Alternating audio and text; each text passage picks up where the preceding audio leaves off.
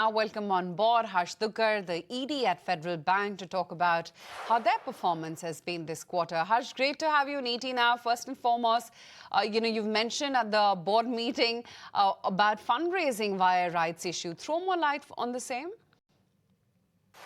First of all, yes, we have done an exchange filing. We've called for a board meeting at this point in time to consider various options. And I wouldn't like to add anything more to that because we would like to wait for the various discussions which will happen at the board.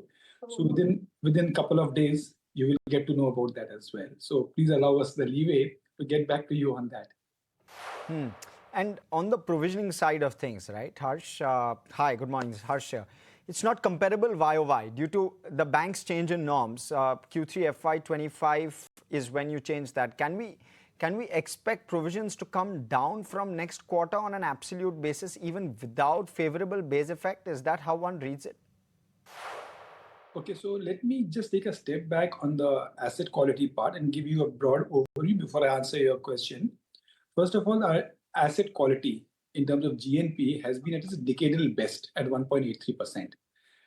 That's one part. Secondly, if I compare quarter on quarter, our slippages in absolute terms has come down from 1.11% to 94 basis points, which is what we've been guiding below 1%. Our credit cost, which is what the whole thing reflects, has come down from 65 basis points to about 50 basis points. Now, coming to your specific query, we had started and adopted accelerated provisioning for our unsecured book, which is MFI, CCP credit card, and personal loan, because of which there was significant amount of provisioning which was done in September, which has continued. So if I look at it from a base effect, if I were to compare for the next quarter, it definitely will come down because last Q3 of last year is when we adopted this. So that will definitely be lesser. And in general, the way we are looking at asset quality trending, we have reasons to believe that the asset quality will only be trending better and improving. Right. You've also reported the highest ever NII, and the NIMs also have improved to about 3.06%. Do you plan to further push the pedals on growth in the second half, and where do you expect growth to come in from? Your first point is on the NII part. So let me answer you on the first. Yes, this has been the highest ever NII. And also our NIM has actually improved to 3.06. It improved by about 12 basis points quarter on quarter. And this has been in spite of the industry segments in the industry, people reporting a lower NIM. This has been done on account of quite a few parameters. One is our cost of deposits has actually gone down sharper than the yield on our advances. Some benefit of CRR cut and some balance sheet optimization and cost of borrowings being lower. As a result of which our NIM has actually improved, resulting in the highest ever NII also. Now, in terms of growth, if I'm looking at in terms of asset growth going forward in the coming quarters, if that's your question, we have been guiding that we would be roughly 1.2 times the nominal GDP growth. And we still continue to do that part. What I would also like to do is peel the onion a little bit and tell you that within the various segments which we are operating in, we would like to grow certain parts of it where we see a higher risk return matrix much more than the other pieces. So to give you an example, our mid-market, our commercial banking is something which has been growing at about 25 to 27% annualized. We continue to doing that. Gold has been trending good. We grew our retail gold by more than 7% quarter on quarter, which is annualized about 28%. We expect to have a growth trajectory over there as well. Our cards business has been playing out very well. We expect a significant growth. The issue is that housing, home loans, and corporate credit account for more than 50%. Yields are low over here. So we are cautious over here, not that we will not grow this business, but it will not be in the same rates which will grow our other businesses. But yes, we are quite focused on growth. And in terms of trending, we would like to be at about 1.2 times of the nominal GDP growth rate. Harsh, give us a sense on what happens to margins in case of a rate cut. Can you protect the 3% now in a scenario where there could be one more rate cut?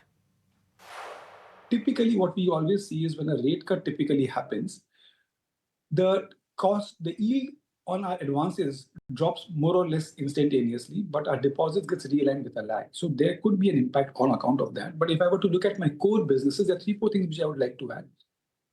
Our cost of deposits has been coming down month on month, which is the same thing, the lagging effect of the rate cut which has happened some time back. So as a result of which, you will see the cost of deposits trending down. That is one. Cost of the yield on advances has already taken a hit. We do not expect it to be more than what the drop in the deposit cost would be. So that is one positive thing. Apart from that, we are doing quite a few things focusing on the current account, focusing on CASA growth. If you look at our CASA growth itself has actually improved. Our CASA percentage has moved to 31% plus, which is a more than 1% growth, where many of the players in the industry are reporting drop in CASA ratio. We have reported increase.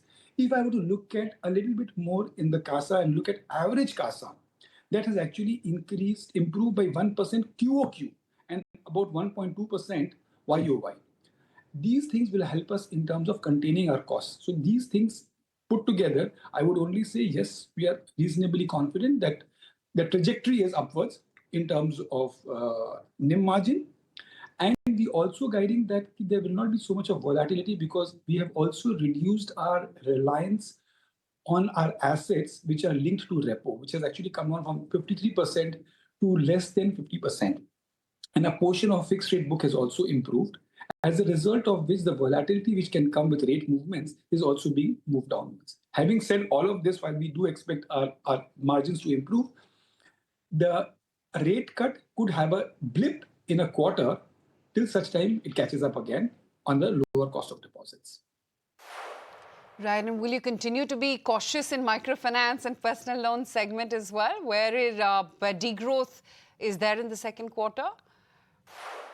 So, okay, the way on the personal loan front, we are seeing things bottoming out, and we would like to push more on the personal loan side. On the MFI side, I can say that since the last quarter, Q2 has been definitely better in terms of slippages.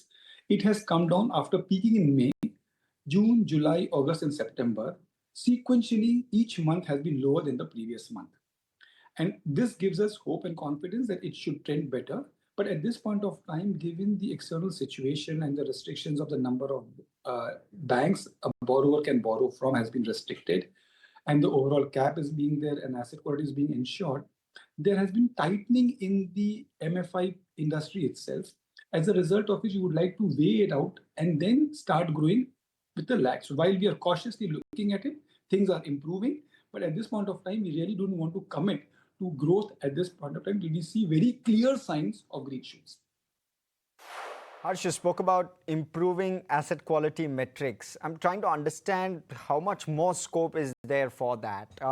Slippages have been slightly more controlled. You spoke about that. Give us the trajectory of that and asset quality. So if you look at slippages compared to last quarter in terms of percentage, it has come down from 1.11% to 0.94%. And if I look at it in absolute terms, we were at about 658, 659 crores in the last quarter, has come down to 579 crores in this quarter. So in absolute terms and percentage of both, slippages has come down. One more thing which I would like to tell you is that the recovery and upgrades also has moved up by over 100 crores compared to previous quarter. We had a 265 crores of recoveries and upgrades compared to 160 odd crores in the previous quarter. So between slippages coming down and recoveries, that's the reason why I've been saying that the asset quality looks reasonably good. And MFI also has improved, but like I said, it's not yet out of the woods. So at this point of time, I would like to say that we are holding on in terms of asset quality over the overall book, and MFI accounts for less than 1.7% of our total book. And hence, even if it is were to continue for some time, it is insignificant in the overall portfolio to impact much on the credit cost side. Right. Your fee income, that's remained highest ever at 886 crore rupees, and that's a 13% growth. Has there been revision of charges, and how is it that you see this trajectory in the second half? A couple of points. In the fee side, there's been no single silver bullet. We have done many things. Our para banking has been the highest ever, followed by our treasury income has shown a sharp increase. Treasury from forex clients, from the clients, and including our cards. So these three areas, apart from the other areas also, which has shown an upward trend, has shown. Also, after a very long time, we have actually had a fee to average asset going way above 1%. We have crossed the 1% threshold in terms of fee to average asset. And we hope to continue this trend upwards over here. And there's been no one-offs or something which has helped us in terms of achieving that. So we hope to continue that trend. And, Harsh, GST rate cuts, how would that impact you and your growth? Give us some sense. So what has GST does? There are three things which it has done. One, obviously, it has spurred demand. What we need to assess is the demand uptick which we saw in September end. Was it a pent-up demand of people pushing their purchases from August to September, or is it more sustainable? We have reasons to believe that this is more sustainable. There's buoyancy, there's optimism. So I can see that part. So while it is too early to comment that we've already seen it, but in terms of passenger car sales, we are seeing a clear uptick. In terms of credit card spends, we are seeing an uptick. So we have reasons to believe on the retail side, you will see that. And this, if it continues the way we are looking at it, it's a matter of time when it will show an uptick even on the corporate side in terms of demand and capacity increase requirements. Right. Okay. Great to then have you on the show today, Mr. Dugar. Thank you so much for your time.